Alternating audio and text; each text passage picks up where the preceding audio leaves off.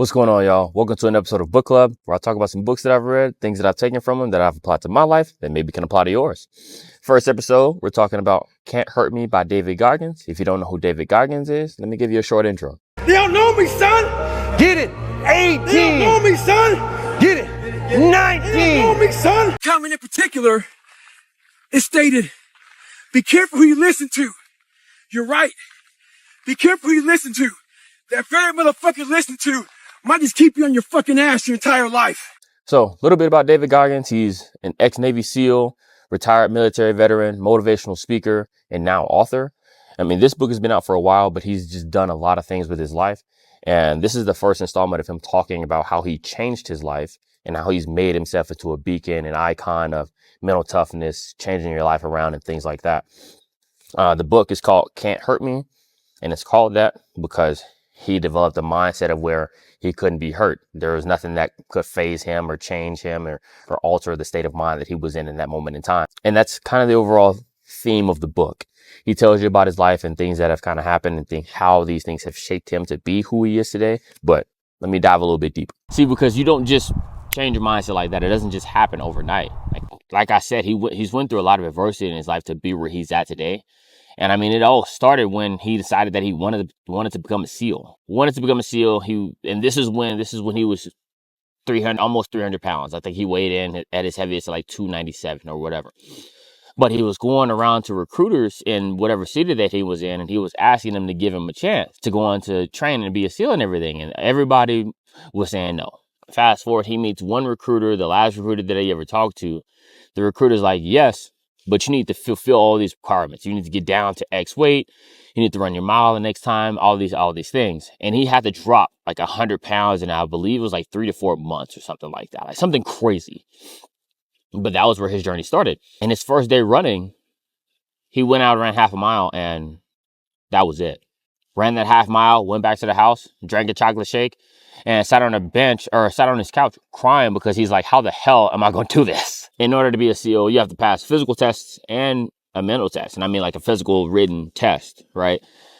And the first time he took it, he failed it. He needed like a 53 on the math part of the exam, and he got a 50, or he needed a 50 and he got a 47 or something like that. He's like 3 points away from passing, but he failed the math part. So he took it, failed it, went back, studied his ass off for the next 3 to 4 months while he was doing his physical training too, and just barely passed the second time that he took it. And that was the last time that he could take it too. He just barely passed. And that was just starting it. That was just starting the journey. He got to SEAL training. I think it's called BUDS, BUDS. And I'll overlay what that means. But he got the BUDS and did all that. Failed BUDS twice. And you can only take it 3 times. You can only go through BUDS 3 times. The first time, he got diagnosed with sickle cell anemia. The second time, there was something that happened with the instructor, or like something outside of his control that limited him continuing BUDS. And the third time around, he passed it and went on to go on to be a SEAL and everything else.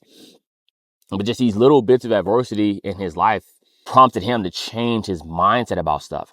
All of these things calloused his mind and allowed him to develop just this level of mental toughness that most people strive or dream to have. Further on in his book, like after the SEAL training and after becoming a SEAL and everything, he talks about going on to run ultra marathons.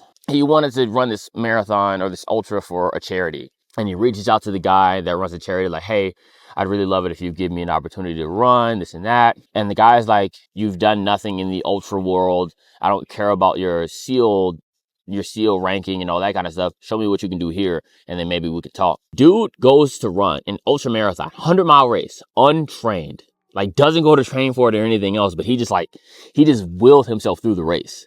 He talks about bones breaking in his feet and toenails coming off, and when he finished the race, his body was in such a state of shock that he legit shit his pants. No exaggeration. He shit himself after he ran the race. His body started to go into there's a condition called rhabdomyolysis. And that's when your body and your muscles have been worked to a severe level where they start to shut down and your body starts to shut down eventually. After that race, he goes to his house with his wife. They put him in the bathtub. His wife was in some sort of medical profession, like a nurse or something along those lines. She knew what was going on, but Goggins said, no, don't take me to the hospital. I want to be here. I want to relish in this pain.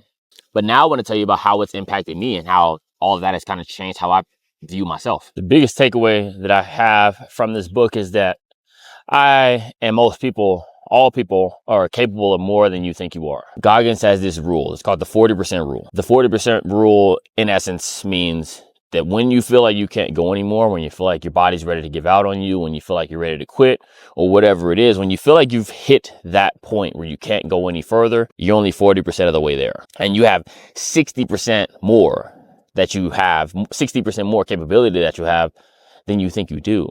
And he talks about that in regards to the SEAL training, in regards to the 100-mile ultra marathon that I just told y'all about. There are going to be points where you feel like you can't go any farther, but you have more in you. There are these limiters that we have in our brains that limit how much we put out, limit how much weight we move, limit how far we run, and limit how much we feel like we can do, because when you get past those limiters, it gets really uncomfortable. It really starts to hurt. However, that is where the growth is. When you push past those limits, when you push past what you feel like you could do, you push past that limiter, and that's where you grow. And that's where that 40% rule comes in. And that's something that I've applied to me in my training, is when I feel like, oh shit, I can't go anymore. Hey, no, I got a little bit more at least. He also says with that rule, you don't just go from 40 to 100, you go like 40 to 45. And then to 50, you break these limiters off in increments of like 5%. I think to myself, okay, how can I push this 1% farther? How can I push this 5% farther? You can add that into your training in terms of progressive overload, or in terms of pushing your last set an extra 1 or 2 reps, or pushing your run a little bit farther. Like, you're capable of more than you think you are. That's been one really big takeaway for me. The second one is you can forge your mind to be whatever it is you want it to be. If you want to be this mentally tough, calloused, strong person, you can be that. It just takes work. You have to work at your craft day in and day out. It's an everyday thing. Show up ready to work, put in the work, and you'll see the results build up over time. It's not an overnight thing by any means. However, you can build your mind to be whatever it is that you want to be. If you look up Goggins' video on YouTube, there are a plethora of motivational videos of him talking about little things that fire him up. And he legit gets joy talking about these things, because he knows that he's getting the leg up on somebody, and he's doing what most people won't do. Doing those little things has calloused his mind to be where it is today, where he's still running 100 miles a week, 150 miles a week at damn near 50, where he's still doing hundreds of pull-ups and hundreds of push-ups and a workout 3-4 times a week. The last thing that I took away from his book is that there's always more to achieve. You can always do more. Now, that kind of ties into being capable of more, but what I mean by this last point is he went and became a SEAL. He finished his SEAL training. He got the achievement or accolade, if you will, and then there's almost that lull of what's next. So then he's like, okay, he went to run the ultra that I told you about. Ran the ultra, then eventually ran the marathon to raise the money for the charity and everything. But like, there's always that lull of what's next. There's always more to achieve. It's easy to sit in a rut and sit and be comfortable and sit in your accolades and just be like, yeah, you know what I'm saying? I did that. You feel me? You know what I'm saying? It's real easy to do that. There's a video of him talking to a kid, and I'll play that right now. Trophies, plaques. I put all that shit in storage. As a reminder, I have more to do. Greatness is something you learn every fucking day. Hey kid, I'm proud of you. Stay hard, but keep on fucking working.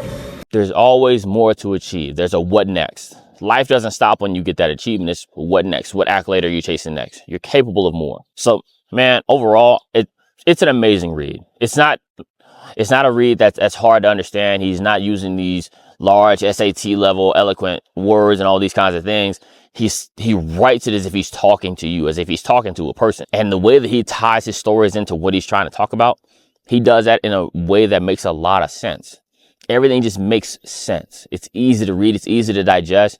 And there are lessons in there that you can take and apply to your life today. It's not one that you got to take, no, you can apply that today. If you haven't read this book, go give it a read, and I'll catch y'all in the next video. Peace.